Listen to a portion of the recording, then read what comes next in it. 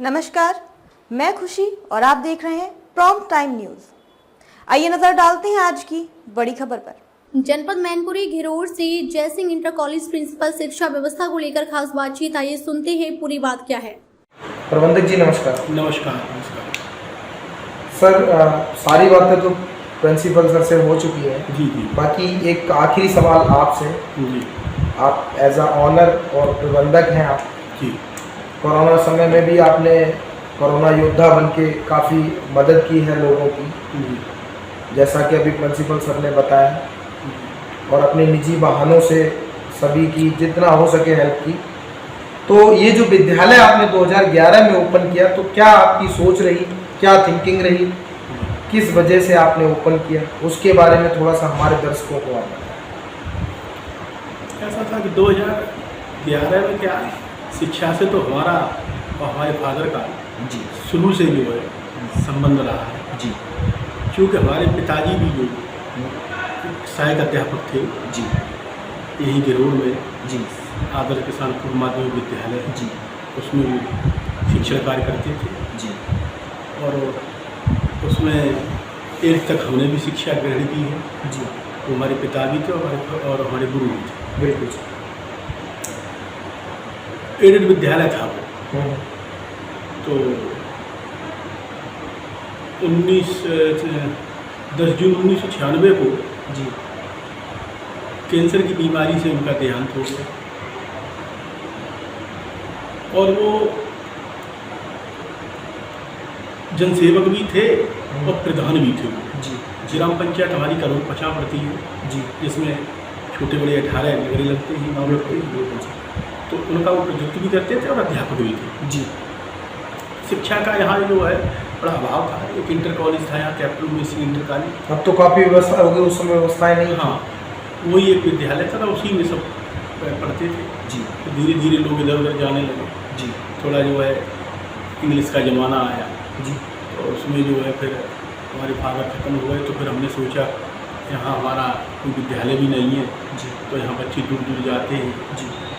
तो कुछ उद्देश्य से हमने इस विद्यालय की स्थापना की। जी। सन 2011 में जी इसका जो है शिलान्यास किया गया। जी। और विद्यालय ये संचालित किया गया। बहुत। उसके बाद ये बाईपास अब ये निकला है, धीरे धीरे ये मेन रोड हो गया। जी। तो ग्राम और भय उनका खत्म। बहुत बढ़िया। अपना जो विद्यालय है कहाँ पर स्थित है? ये रोड शहर से जी मैनपुरी रोड पर स्थित है जी। और ग्रामीण और शहरी अंचल का जी। एक सर्वश्रेष्ठ विद्यालय हम इसे मानते हैं। बिल्कुल। और आज दिन तक जी। अच्छा इसका परिणाम भी है। जी। और ईश्वर से ये कामना भी करते हैं जी। कि इस परिणाम को जी। आगे भी प्रसारित किया। अगर कोई व्यक्ति आपके विद्यालय में अपने बच्चों का एडमिशन कराना चाहता है, जी। तो वो किस तरीके से आपको कांटेक्ट करे? एक बार कांटेक्ट नंबर आप कंफर्म कर दीजिए। 9719 जी। हमारा कॉन्टैक्ट नंबर है 9719 66 5303। दूसरा हमारा नंबर है 7668 79 84 47। जी। मेरा शुभ नाम है रवि का। 15 अगस्त का समय आने वाला है और भारत में एक पर्व की तरह मनाया जाता है इसमें। जी। तो हमारे चैनल के माध्यम से आप देशवासियों को, क्षेत्रवासियों को, ग्रामवासियों को जी। और जो भी आपके यहाँ स्टूडेंट्स हैं जी। उनके अभिभावकों को क्या मैसेज देना चाहते हैं? आज़ादी का जो हमारा पर्व है जी। उसे हर्ष और उल्लास के साथ मनाया जाए। जी। क्योंकि जो भी हमारे राष्ट्रीय पर्व हैं जी। उनके ही वजह से हम आज चैन की सांस ले रहे। जी। जिन हमारे शहीदों ने कुर्बानी दी है उनको याद करने का हमारा मौका है। जी। और क्षेत्रवासियों से हमारा यही निवेदन है कि देश में ही नहीं पूरे प्रदेश में एक इस आंदोलन की तरीका से इसे अच्छी तरीके से मनाया जाए। जी। 15 अगस्त को। जी। एक आखिरी सवाल से, जी। कंपटीशन का टाइम है, कॉम्पिटिटर बहुत सारे हैं। जी। आपके विद्यालय में ऐसा क्या है जी। जो गार्जियंस अपने बच्चों का एडमिशन आपके विद्यालय में कराएं? मेरे यहाँ सबसे मुख्य चीज़ है अनुशासन। जी। विद्यालय में जो निर्धारित समय है जी। उसके पश्चात 5 मिनट बाद जी। हम गेटों को बंद कर देते हैं। 4 दीवारी के अंदर हमारे छात्र रहते हैं। जी। और कैमरे की निगरानी में हमारा शिक्षण कार्य चलता है। जी। उसके पश्चात जब अवकाश होता है तो हमारे शिक्षक बंधु संपर्क कराने के लिए रोड पर खड़े होते हैं। जी। और कोई अशुभ घटना न घट जाए।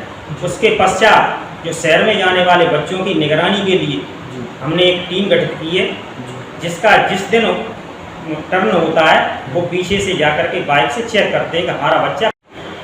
दूसरा सवाल मेरा ये है आपसे, अभी एक बहुत बड़ी त्रासदी आई थी कुछ समय पहले जी और उसको हम कोरोना काल कहते हैं, जी जी तो उसमें बच्चों की शिक्षा पर भी बहुत बड़ा प्रभाव जी पड़ा जी है जी और विद्यालय पर भी बहुत बड़ा प्रभाव जी पड़ा। तो उसको आप लोगों ने किस तरीके से मैनेज किया, क्योंकि उसमें आपको फाइनेंशियल क्राइसिस भी आए होंगे, जी जी जी। तो कैसे उस समय को आपने मैनेज किया और जी। उसको फिर किस तरीके से आपने रिकवर किया?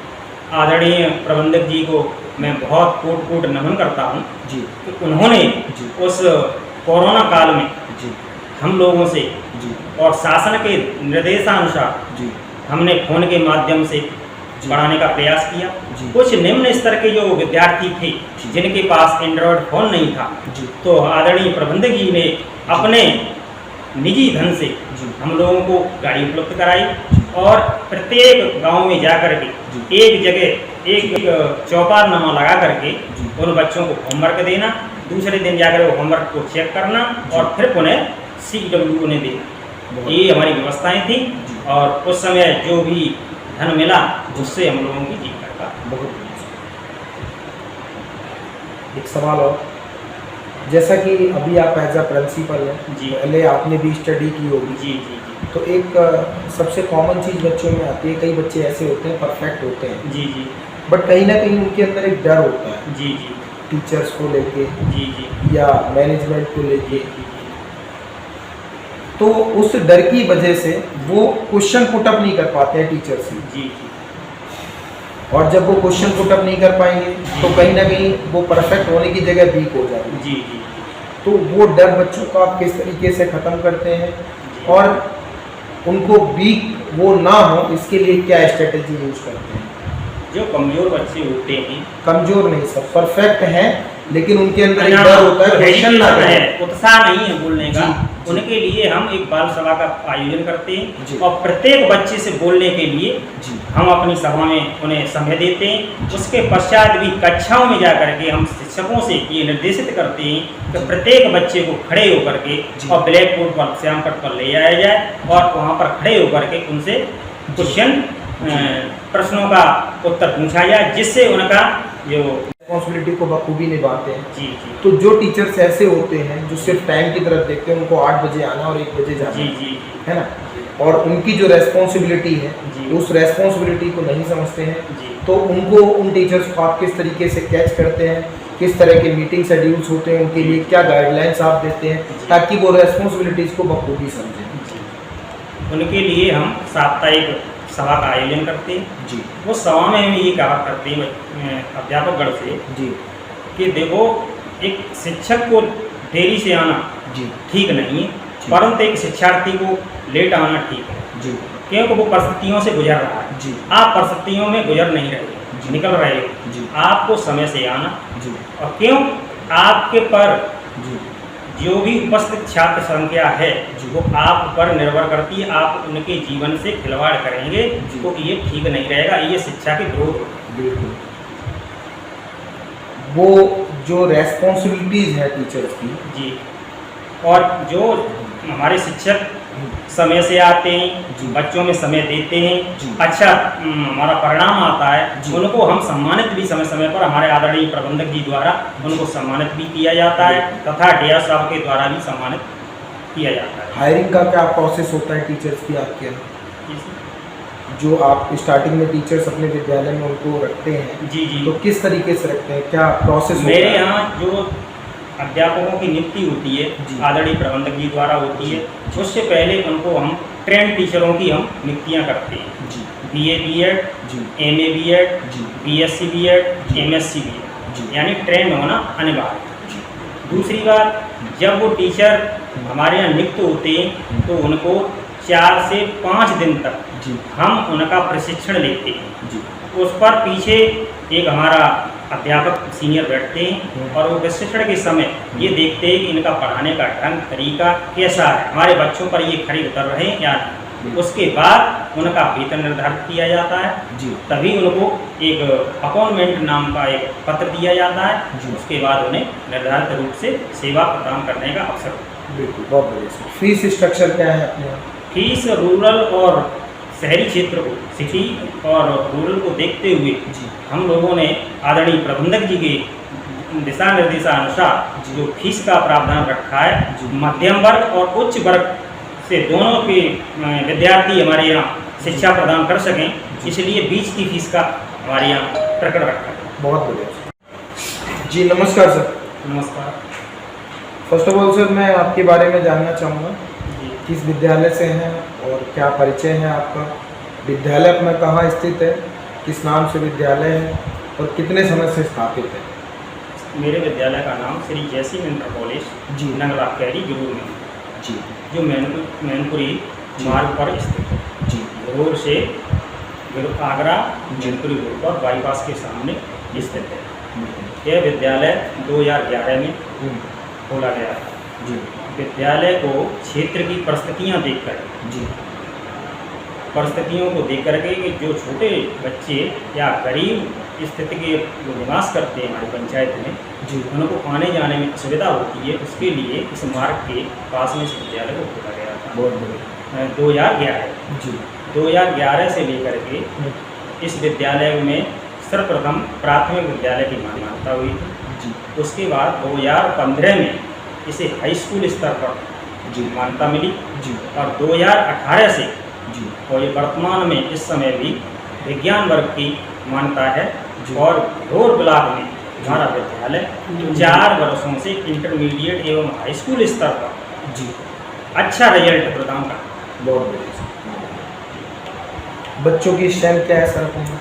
हमारे यहाँ विद्यालय में बच्चों की संख्या 800 के लगभग है। जी वर्तमान में उपस्थित जी। 430 435 जी। की इस समय वर्तमान संख्या है। बहुत बढ़िया सर। जैसा कि आपने हमें बताया कि आपके यहाँ जो बच्चों की स्ट्रेंथ है 800 प्लस है, जी तो जो 800 बच्चे आप मैनेज करते हैं आप एज अ प्रिंसिपल, जी उन 800 बच्चों में कई परफेक्ट भी होते हैं और कई वीक भी होते हैं। जी तो जो बच्चे वीक होते हैं जी उन पे आप किस तरीके से फोकस करते हो और किस तरीके से उनको कैच करते हैं?